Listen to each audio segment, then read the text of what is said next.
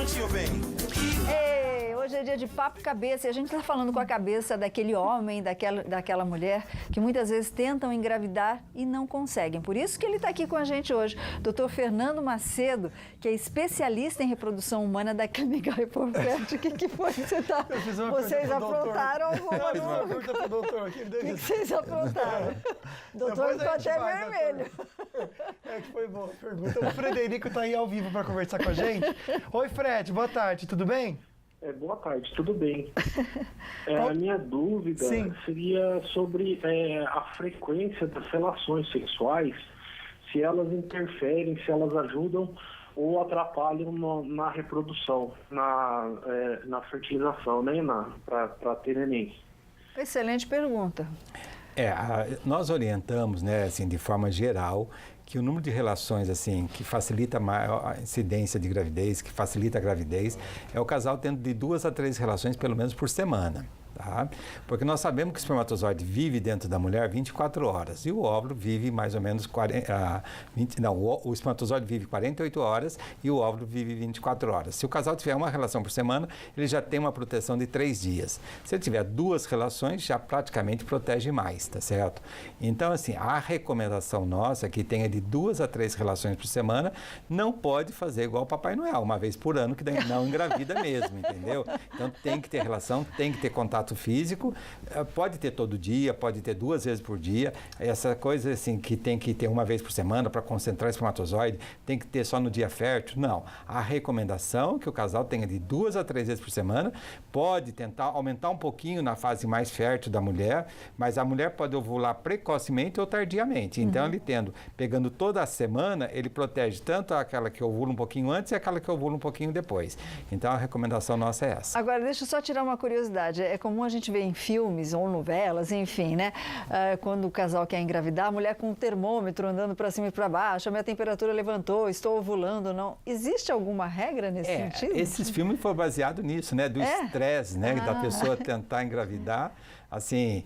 verificar a temperatura, verificar muco, verificar... hoje me fizeram uma pergunta se na primavera engravida mais, né? Então, existe uma porção de coisas, tá certo? Que é de cultura, mas a gente sabe, assim, a temperatura hoje não é mais usada, assim, na rotina nossa. Nós sabemos que a mulher, quando entra na fase fértil, aumenta um pouquinho a temperatura dela, mas é um estresse muito louco, entendeu? A pessoa ficar medindo a temperatura e pedir para o marido sair correndo do serviço porque ela está ovulando naquela hora, tá certo? Existem alguns kits de dosagem de LH, de hormônio, tudo isso, mas a gente não recomenda isso para os pacientes, a não ser que eles queiram fazer isso, que eles necessitem, eles se sentem um pouco cuidado quando faz esse tipo de coisa, né? Sente que a participação mais do homem, então às vezes existe uma necessidade emocional, mas não conduta médica. O filme é muito engraçado, a mulher cada vez que a temperatura sobe, ela arranca o marido do serviço. Isso, eu vi isso. Coitado do marido, né, gente? É muito engraçado. Meu Deus do céu. Tem uma participação ao vivo, acho que a gente consegue agora falar com a Valdirene. Boa tarde, Val. Tá aí? Não tá? Então solta a pergunta de Pirituba, São Paulo. Pirituba. Cláudio Inácio de Pirituba. Eu gostaria de perguntar ao doutor se é possível uma mulher, depois de 8 anos, já laqueada, voltar a ser mãe? Muito obrigado. Pergunta aqui de Goiânia também em relação a isso. E aí, doutor? A situação é a seguinte, né? Tem que ver a idade dela. Ela é possível ela engravidar depois de laqueada. Ela, dependendo da idade dela, se o problema for só esse, também tem que ser investigado o homem previamente, porque de repente ela faz uma reversão da laqueadura dela e o fator é masculino, entendeu? E vai ter que fazer uma fertilização in vitro. Então, dependendo da idade dela, ela pode engravidar com uma reversão da laqueadura ou, se não, partindo para uma fertilização in vitro, ela também consegue engravidar. Depende da idade e dos problemas, se for só esse. Olha só, falando nisso, vai fazer 14 anos, né? 14 anos, vivendo e aprendendo. Eu nunca ouvi falar sobre isso, gente. Veio da Ana Cristina. A Ana Cristina pergunta o seguinte: fui diagnosticada com tuberculose urogenital. Isso pode atrapalhar meu sonho de ser mãe? O que é a tuberculose urogenital, primeiro, doutor? A tuberculose, né, é uma bactéria que geralmente a gente adquire através de contato direto, através da saliva Então, assim, e essa tuberculose, ela pode ir para o nosso corpo por via hematogênica, pelo sangue, e pode se instalar em qualquer parte do nosso corpo. E, no caso, antigamente a gente tinha mais, a tuberculose está voltando novamente. Parecia que estava tudo, assim, nos livros de mancebo, assim, que elas estavam guardadinhas. Hoje ela está voltando, e essa tuberculose, ela vai, às vezes, se implantar na trompa. Tá? E com isso nós temos a tuberculose urogenital e ela dá obstrução. A trompa fica tipo um rosário, fica cheio de nódulos. E isso dificulta a passagem do espermatozoide, da fertilização, levando uma obstrução dessa trompa. Então a tuberculose, antigamente a gente via isso com maior frequência, hoje está voltando de novo. Então, é possível a tuberculose levar a uma infertilidade. Ok, então eu nunca tinha ouvido falar nessa pergunta. Luquinha, está cheio, graças a Deus, estou feliz com os homens aqui. Eu não tinha, na verdade, eu não tinha visto ainda. Gabi, coloca para mim, por favor. Victor e Victoria fez tratamento com o Dr. Fernando. Ai, que 6 lindo. anos, estão com 6 anos de idade agora. Olha que lindos. Estão agradecendo todo o carinho aqui. Obrigado pela participação, viu, minha querida? E também por ter mandado aí essas fotinhas tão lindas. Parabéns pela família. Tô com uma pergunta aqui de um amigo que pediu para não ser identificado. Só um pouquinho, Gabi, que eu acho que travou aqui. Aqui, ó. Pronto. Doutora, a falta de espermas tem cura?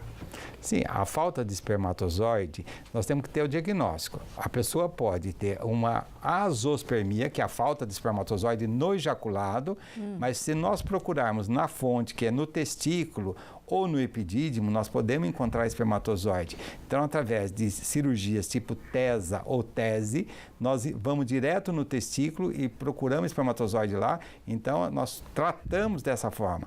Lógico, também, se o homem tiver um hipogonadismo hipogonadotrófico, que é uma alteração de produção de hormônios, tá certo? Ou pela glândula hipófise ou pelo testículo, às vezes com uma reposição hormonal, ele poderá voltar a produzir espermatozoide. É isso que eu ia perguntar para o senhor. É recomendável a reposição hormonal no homem em alguns casos para poder ele realizar o sonho de ser pai? Sim, se for o diagnóstico dele dessas doenças, sim. Ok. Lucas, estou impressionado. Parabéns, homens, viu? Hoje tem mais participação de homens do que mulheres aqui. Sonho de ser papai. Muito legal. Só celebrar a vida do nosso lindo Rodrigo. Ele sempre está aqui com a gente, Sol, na atividade da Serra, o Rui, obrigado pelo carinho de vocês.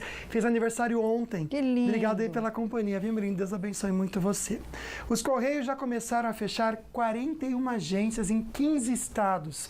Segundo a empresa, os espaços ocupam prédios alugados, são deficitários e estão localizados a menos de 2 quilômetros de distância de outros pontos de atendimento.